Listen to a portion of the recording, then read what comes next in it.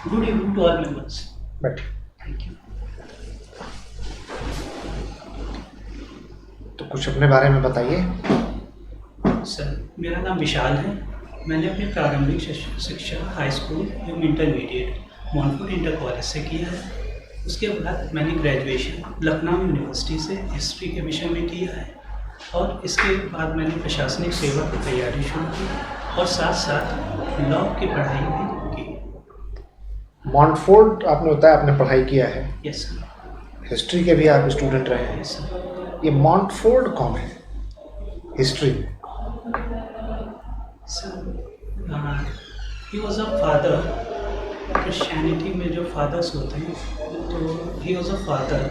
नहीं, मैं उनकी बात नहीं कर रहा हूँ। हिस्ट्री में भी कहीं फ्रीडम मूवमेंट वगैरह जब आप पढ़ते हैं तो मॉन्टफोर्ट नाम आता है। सॉरी सर, रिकॉल नहीं कर पा रहा। मॉन्टेग्यू चेम्सफोर्ड, हाँ, मॉन्टेग्यू चेम्सफोर्ड उसी सर। को मॉन्टफोर्ट रिपोर्ट कहते हैं। क्या थी ये? सर, मॉन्टेग्यू चेम्सफोर्ड रिपोर्ट जो आई थी वो 1909 में आई, 1919 में आई थी और it was related to constitutional development. Law भी आपने कर लिया है कंप्लीट कि अभी चल रहा है? सर, कंप्लीट हो गया है। अच्छा, कब किया कंप्लीट आपने लॉ? सर, 2019। फिर उसके बाद आपने कोई एलएलएम या दूसरा कोई पीजी कोर्स नहीं या सर। कुछ इस टाइप का किया? नहीं सर। तो पिछले 2 साल से आप तैयारी कर रहे हैं? Yes sir. अच्छा, तो लॉ के लिए आपने कभी नहीं सोचा कि आपको जुडिशियल सर्विसेज में करियर बनाना चाहिए, एपीओ या लॉ ऑफिसर के लिए भी आपको प्रयास करना चाहिए? जी सर, मेरी रुचि क्योंकि प्रशासनिक सेवा में थी तो मैंने अपना रुझान इधर ही रखा और लॉ की तरफ नहीं सोचा। अच्छा, तो ऐसा क्यों है? प्रशासनिक सेवा में आपकी रुचि अधिक है, ऐसा क्यों? सर, क्योंकि मुझे ऐसा लगता है जो प्रशासनिक सेवा है वो बहुमुखी प्रतिभा को उभारता है और उसमें जो चुनौतियां हैं, जो विविधता है, उसको मैं अपने सामर्थ्य और कुशलता से यूज़ करते हुए समाज के लिए कोई भी सकारात्मक कदम उठाने का प्रयत्न कर सकता हूँ और उसमें जो सरकार होगी उसके रिसोर्सेज का भी यूज़ कर सकता हूँ। आज हमारी राष्ट्रपति श्रीमती द्रौपदी मुर्मू ने शपथ ले ली है, तो उन्होंने अपने भाषण में आज संसद में संबोधित करते हुए जय जोहार कहा। इसका क्या मतलब होता है? सर, एग्जैक्टली नहीं पता, बट जोहार ट्राइबल अपहीलमेंट के लिए हो सकता है।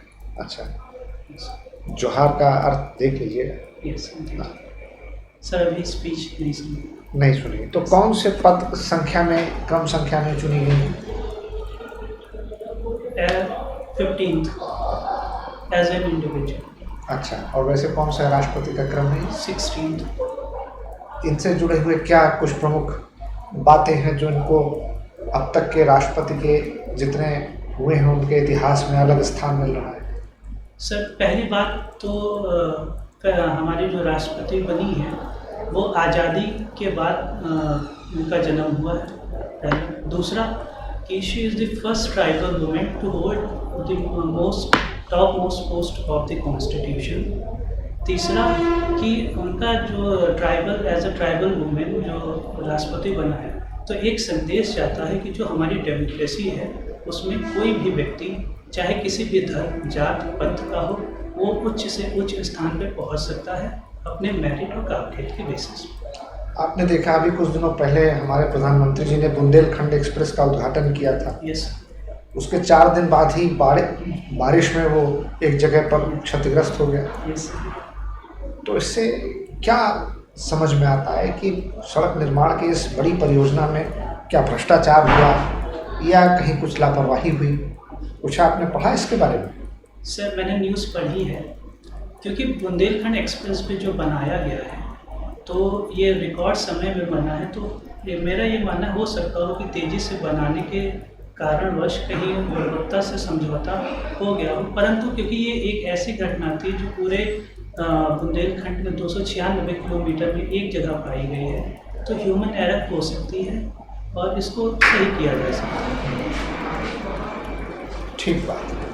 आप किस जनपद से संबंधित हैं? सर, लखनऊ। लखनऊ से।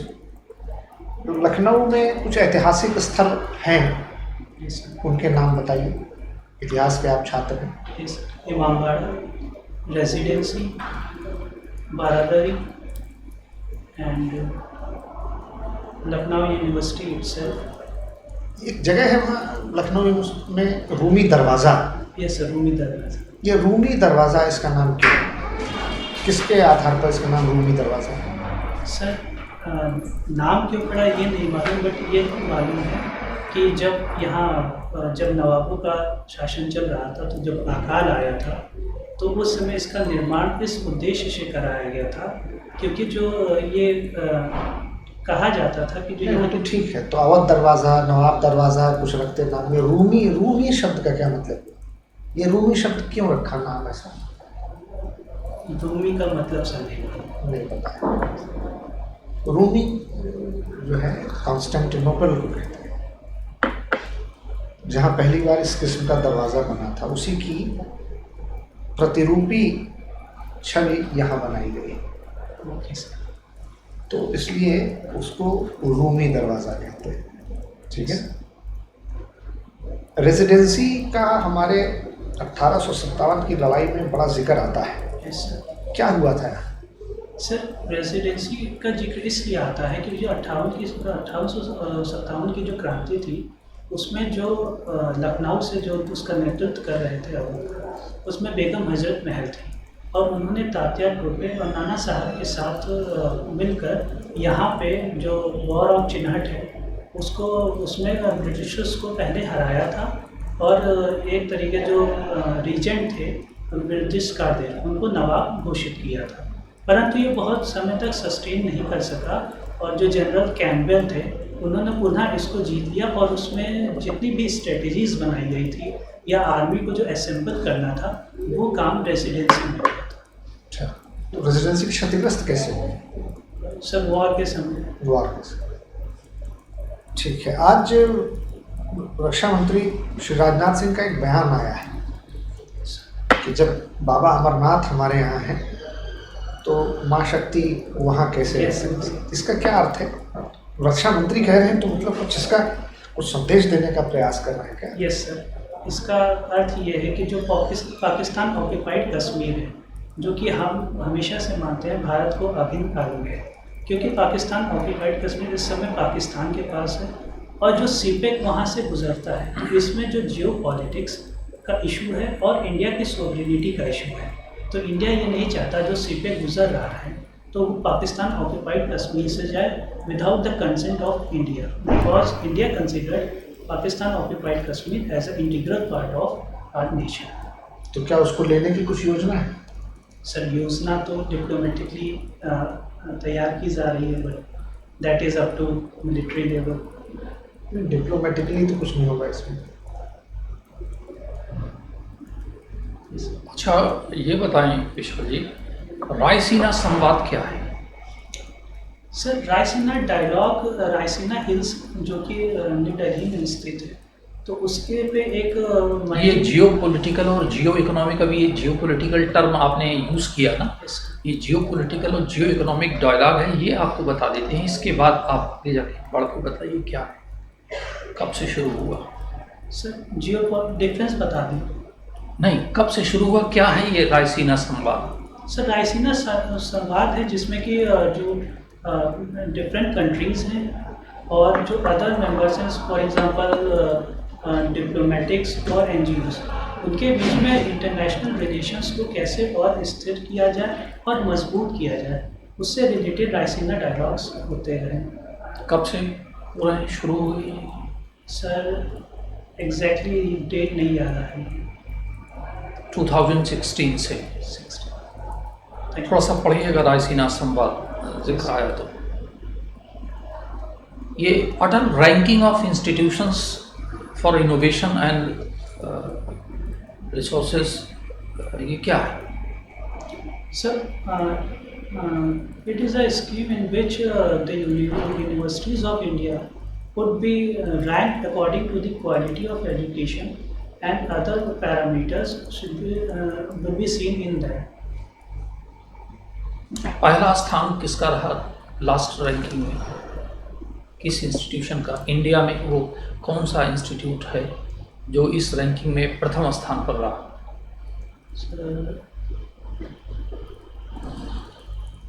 Sir I think Indian institute of science Bangalore, नहीं, ये तो काफ़ी नीचे हो गया। IIT चेन्नई। मद्रास। अमृत महोत्सव के बारे में कुछ बताएं। यस सर, क्योंकि भारत की स्वतंत्रता जो सेनानियों ने जो कुर्बान दी, जिससे हमको आज़ादी मिली, उसके 75 वर्ष 2022 में पूरे हो रहे हैं। तो आज़ादी का अमृत महोत्सव हम इसलिए मना रहे हैं ताकि जो वो गौरवशाली अतीत था, जिसको हम याद कर सकें, स्मरण कर सकें, और एक जनरेशन से दूसरी जनरेशन को अपनी वीर गाथा को उसको हस्तांतरित कर सकें। इसके साथ साथ जो आज़ादी का अमृत महोत्सव है, ये 5 पिलर्स पे टिका हुआ है: freedom struggle, ideas at 75, achievements at 75, and resolve at 75, and actions at 75। Good. Amrit क्या है? सर, अमृत शब्द का जो अर्थ होता है अमर, तो अमृत वो चीज़ है जो सच है, जो कि हमारे गौरवशाली नहीं, मैं अमृत की बात कर रहा sorry। हूँ। सर, अमृत जो है वो अर्बन सिटीज़ के डेवलपमेंट के लिए है, जो कि 500 सिटीज़ में जो बेसिक एमिनिटीज़ हैं, वाटर, सैनिटेशन से रिलेटेड, उसके लिए अमृत स्कीम 2015 में गवर्नमेंट ऑफ इंडिया द्वारा लॉन्च की गई थी। अच्छा, भारत में एक ऐसा शहर है जहाँ भूजल मंत्रालय अपना प्लान कर रहा था, अपनी योजना चला रहा था। तो एशिया का सबसे बड़ा प्लांट लगाया गया एनर्जी जनरेशन के लिए, बायो CNG के उत्पादन के लिए, इंदौर में।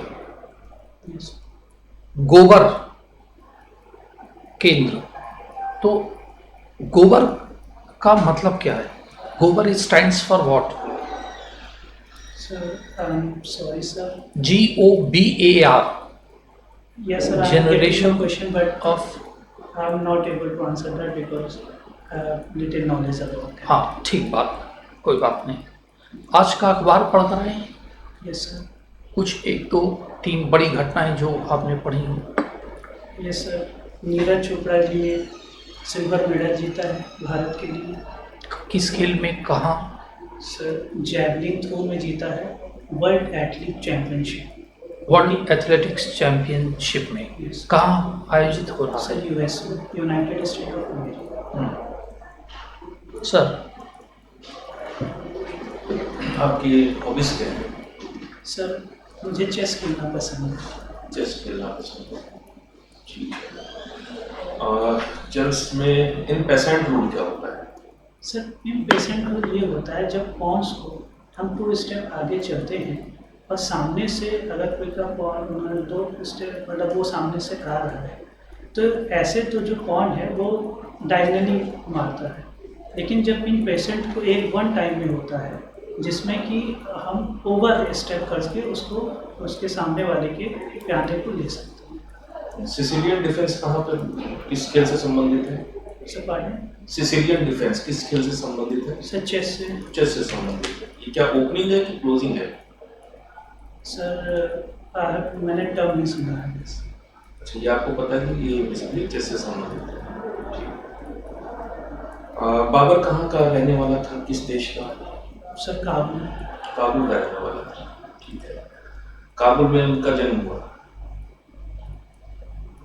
सर, काबुल में ही इतना। काबुल उसने जीता था कि काबुल का रहने वाला था?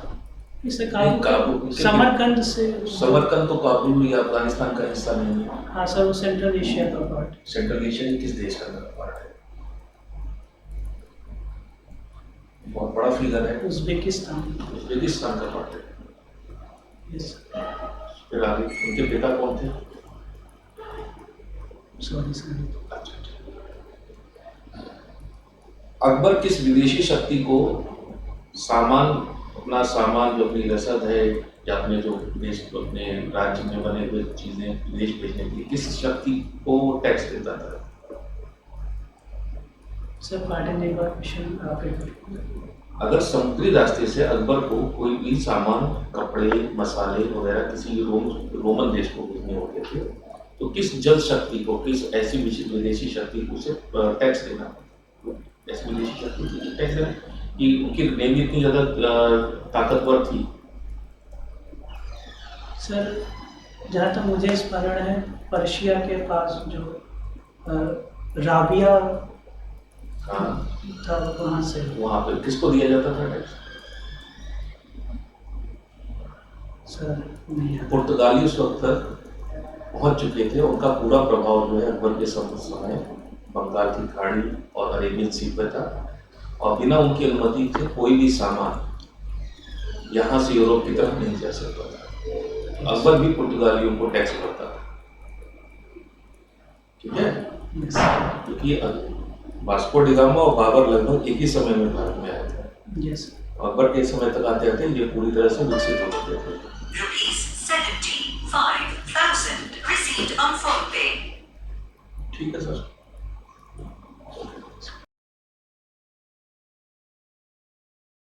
विशाल, पिछली बार की तुलना से इस बार का बहुत इम्प्रूवमेंट है।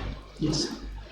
बॉडी लैंग्वेज बहुत अच्छी है, सधी हुई है, Yes. सारे प्रश्नों के जवाब बहुत अच्छे तरीके से दिए, और जो नहीं आते थे साफ मना किया, बजाय इसके कि हम गलत सही इधर उधर कुछ बताने का प्रयास करते हैं। ये भी बहुत अच्छी बात है।